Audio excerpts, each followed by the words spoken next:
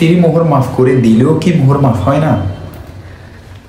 স্ত্রী যদি স্বতঃস্ফূর্তভাবে মোহরের কিছু অংশ ছেড়ে দেয় কিংবা গ্রহণ করার পর স্বামীকে উপহার দেয়, তাহলে স্বামী তার স্বচ্ছন্দে ভোগ করতে পারবে এবং এই কারণে বিবাহের কোনো ক্ষতি হবে না।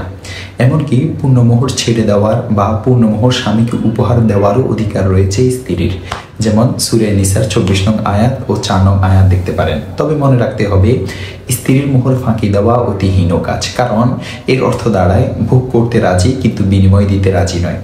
যে স্বামীর মনে স্ত্রীর মোহর আদায়ের ইচ্ছাটুকুও নেই, হাদিস শরীফে মাজমাউজ জাওয়ায়েদ 4 নং খণ্ড 522 নং পৃষ্ঠা ও 523 নং পৃষ্ঠা দেখতে পারেন। সেখানে বলা হয়েছে যে ওই ব্যক্তি ব্যভিচারী। সুতরাং স্বামী যদি ছাপ দিয়ে বা কৌশলে পূর্ণ মোহর বা কিছু অংশ মাফ করিয়ে নেয়, তাহলে আল্লাহর বিচারে তা মাফ হবে না।